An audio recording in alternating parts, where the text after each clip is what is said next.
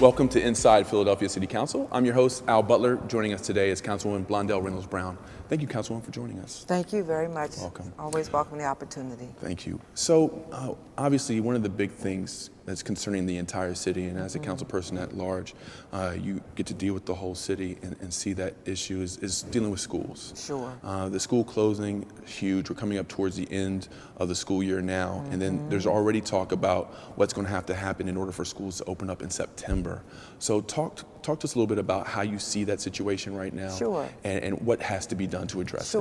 Sure. Well, you're absolutely right. We are approaching that time in our city council's budget cycle where we listen to testimony from all city departments and now from the school district of Philadelphia, as provided by Dr. Height and Pedro Ramos, who serves as president of the School Reform Commission. And I will say to you that Dr. Height was very honest. He was very forthcoming, very direct, and stating exactly where we are. And I will say to you that in the 12 years I've been in city council, each year we're confronted with a crisis. I've never seen it as described by Dr. Height. The school district is asking for $60 million from the City of Philadelphia City Council, and for me that means the Nutter administration and City Council together, and $160 million from the state. And so he painted for us what the picture will look like if we don't figure out how we get that done. Now, to the credit of our president, President Darrell Clark, City Council has done its part in the last 3 years to figure out how we fill the school district budget hole under President Clark's leadership. This year, President Clark has said we need to look to non-traditional funding streams to get to that $60 million. And there are a number of us on City Council who agree with that. I'm one of them. And so percolating are ideas right now, just ideas as to how we come up with a funding formula, because I doubt that we'll be able to find a non-vote on any one particular idea. So it's really going to take collaborative effort from the second floor, for members of council, to come up with a funding formula that moves us towards that $60 million. And we first believe that it is the responsibility of the Commonwealth to honor its part of this equation first. So the clock is ticking, and parents are waiting. Parents are concerned because let's look at the worst case scenario. We've been told that there will be no librarians. We've been told that there will be no school counselors, no assistant principals, no athletics, no arts and culture. Imagine a school without those activities. It's hard to believe. I can't believe it. And so we will be at a place where we've never been before. So we have a lot of work to do to figure out how we get to that $60 million tab. How do you see the transition going right now as far as the process goes for schools that are going to close? Because inevitably some of the schools are going to have to close anyway. At least 23, yeah. At least 23 schools are going to close. And then those parents and children are going to have to deal with that process. Do you feel that process is going the way you'd like it to see right now? Do you feel like the parents and children are fully aware of everything that's going on? It is a process, and it's a process that didn't start yesterday. It didn't start last September. In fact, what many of us may not remember or realize that process really started under the former superintendent, Dr. Arlene Ackerman. It was just in its formative stages. And when Dr. Height accepted the responsibility to come serve as our district superintendent, that was somewhere in that, on that job description.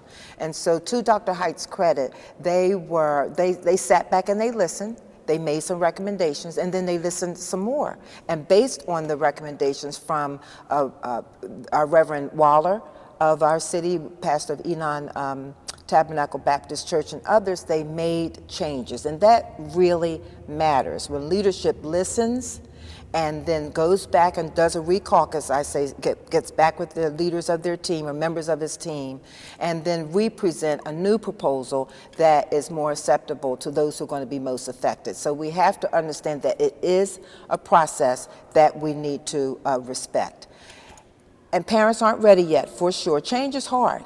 Change is exceedingly difficult. And so we have to be confident, and I am confident in knowing that Dr. Height and members of his team are going to ensure that parents understand how the transition is going to happen. And here's why I'm confident, because there are a number of members of City Council who have made it exceedingly clear it matters that students who might be attending Lamberton and now may have to go to Overbrook know how they're going to get through safety zones and still be safe and walking back and forth to those schools. So you have district council members that are working very, very closely with Dr. Height to ensure that this transition of closing down 23 schools becomes in many ways a seamless transition. And as I recall during his testimony, he made it clear that we're not going to get all of this done in 1 year.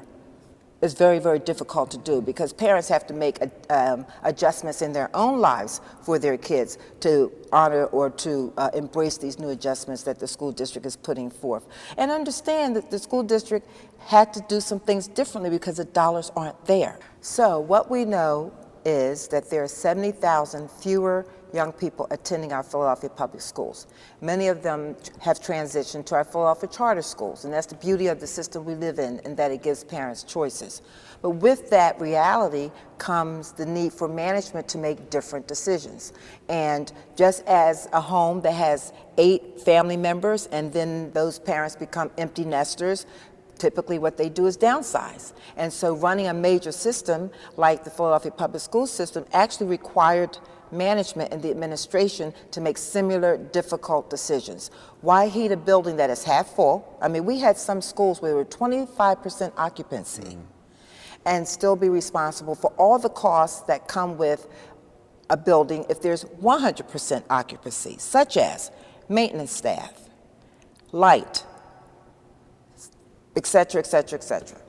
City Council has a role, the mayor's office has a role, Yes. and sometimes it feels for some members of council that that role is kind of being ignored or kind of pushed to the side. Do you feel any of that? I believe that those feelings are legitimate. There is an intangible quality called respect, and it really should be a two-way street because, again, each one of us are independently elected, so each one of us were elected because we bring something to the table.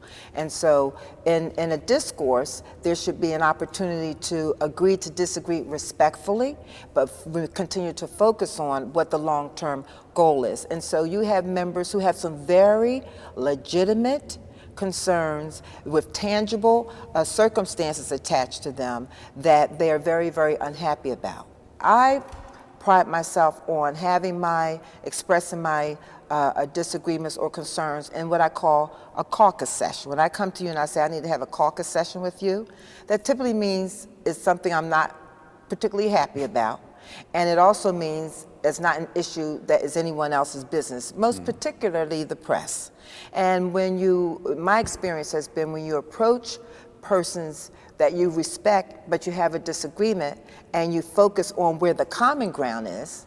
If you could just focus on the common ground, it doesn't have to be 100%, but typically between the two of you, there's going to be some common ground that moves the ball or moves the needle. And that's where that's what I believe is helpful in a discourse if we are both authentically, deeply concerned about making a difference. Another one of those deep concerns for the city is this whole situation with AVI. That 3-letter word. Yes, it's everybody's favorite at this point. And so there's a lot of talk about that, and it's also very important to the future of the schools and what happens there with that kind of funding. So can you help folks get some clarity on that? I'd be happy to. I and a number of members of council are deeply concerned about seniors who are quite intimidated by this process. There are a number of us who are concerned about hard-to-reach populations, namely those who don't speak English, and vulnerable populations who are already in despair. So yes, it is the law, and yes, it's being rolled out, if you will. I joined a number of members of council who have been deeply concerned about, getting back to the words you used earlier, the process. It appears to have been rushed, and I base that because I've attended some AVI meetings in our neighborhoods, and my heart aches for seniors who are desperately concerned about losing their homes. There are too many. In fact, the numbers are that only about 100,000 have actually taken advantage of the homestead exemption. And so if there are 300,000 plus eligible, but yet only 100,000 have taken advantage of it, to me that suggests that we still have some more work to do. So I am appreciative of bills introduced both by President Clark and Councilwoman Janie Blackwell to extend the deadline date for the homestead exemption. So the question from the audience might be, and what is the homestead exemption? Well, if you own your home and live in your home, then you automatically are eligible for a $30,000 exemption on your mortgage. Now, there are no age requirements and there are no residency requirements. It just means one thing, that you own your home and live in your home. And so we have to be mindful of persons who don't have computers in their homes, who don't go on the internet to find out this information. And I believe that it's the duty of government to go the extra mile for as long as that mile has to be to ensure that in this new world of AVI, that absolutely every single citizen is aware of those protection measures. And there's still too many citizens who have not applied for the homestead exemption. All of our citizens who own their home, should be aware of it and that it exists. And if you own your home and live in your home, then we encourage you to reach out to your district council person or council member at large or any one of our housing agencies or the mayor's office to get the application to qualify for that tax savings on your assessment. And when it comes to deadlines, right now, those things are being worked on. Those deadlines are very, very fluid at this hour, and so that's why we urge citizens of our city to call into those local offices. Absolutely. Another issue with the neighborhoods that I know that you're aware of is dealing with these off-road vehicles and ATVs and dirt bikes and things of that nature. I've lived over by 29th and Pennsylvania and Girard Avenue area, and I live in South Philadelphia, Center City now, and this is a regular thing for me. So I'm looking forward to something being done about this, seeing people drive down the street, popping wheelies in large groups, running lights. It can be very disruptive to the neighborhood. So what are some of the things that you've heard, and how can City Council address this kind of issue? Because in the past, I've heard from my conversations that it's difficult for the police to do anything about it. Yes, the short term for them are ATVs, also known as all-terrain vehicles. And we want persons who own these to recreate, but we want them to do it in a way that's responsible and that does not put other citizens in danger.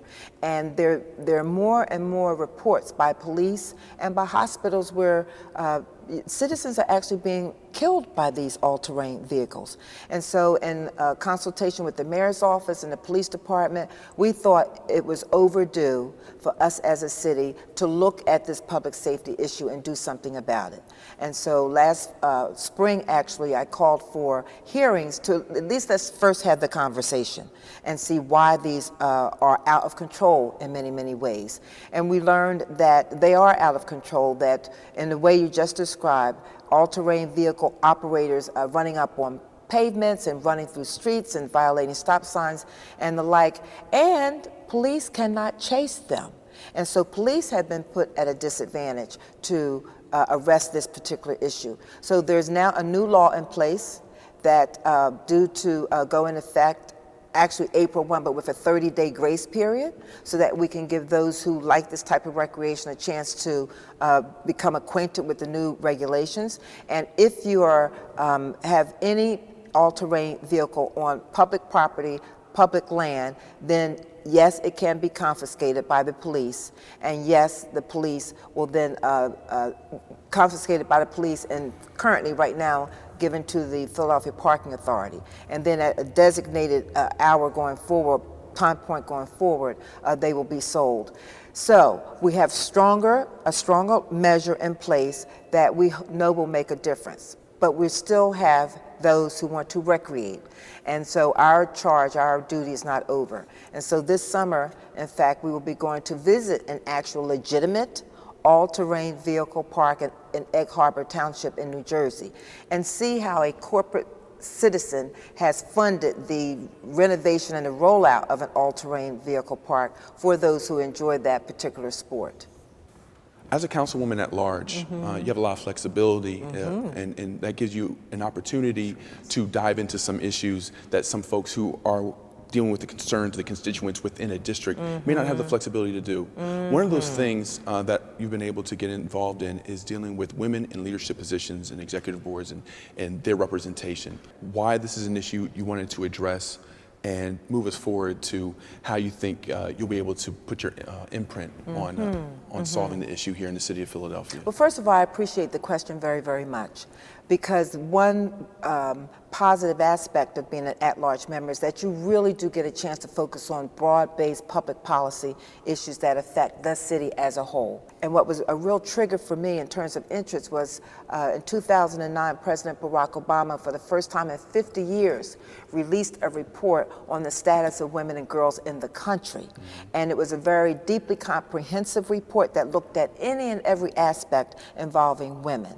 And one of those revelations was that we as a country are still doing exceedingly badly when it comes to women being represented on boards. Currently, the number is 16% nationwide.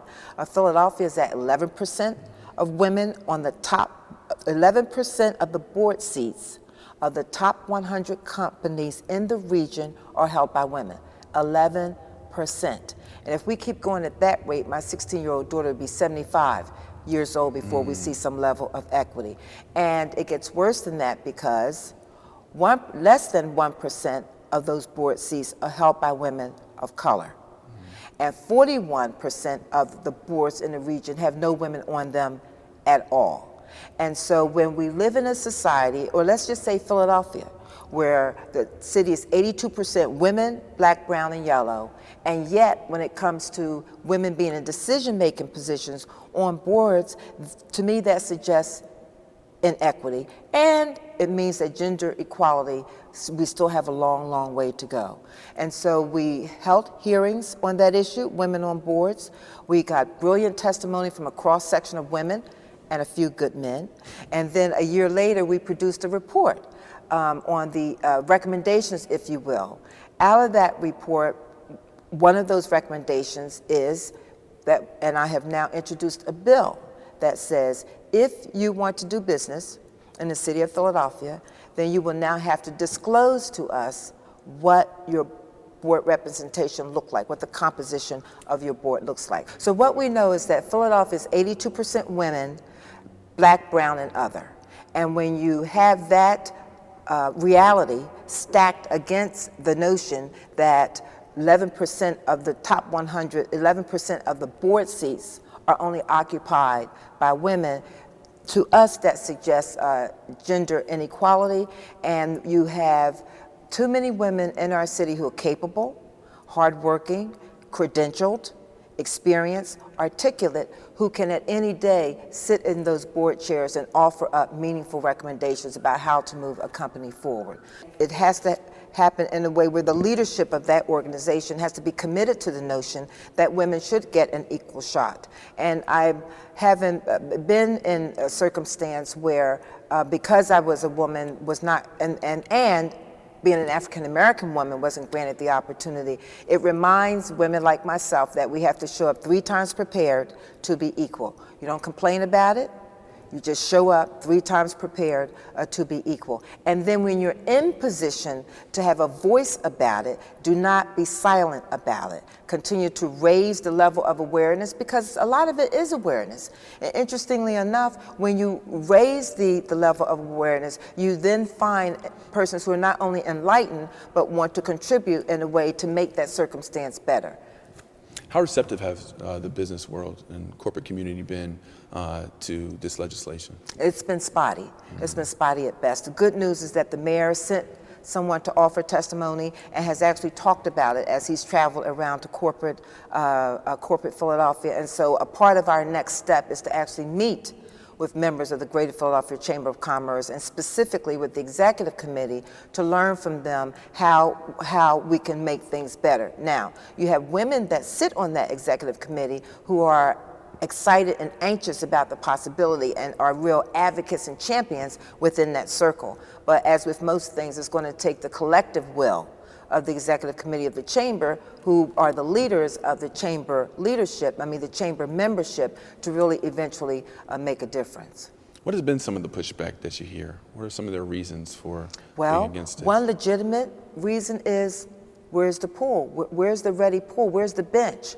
Do you have a bench of women who are ready to move in to positions of leadership and responsibility? So you really do have to have a bench of women who come with the skill set and the knowledge base to then want to transition onto boards. And so my office is hosting a series of lunches with Blondell brown bag lunches, wherein women come in during the lunch hour and bring their lunch, and we have panels of women that are actually speaking with women across the board who want to learn, what does it take to move into a board position?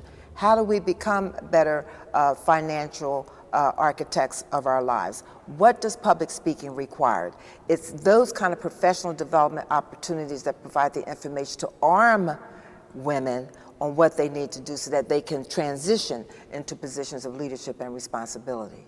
As a woman in office, how do you take that into account as you start to shape your agenda and some things that you want to address and what you'd like to see the body address in City Council? Sure.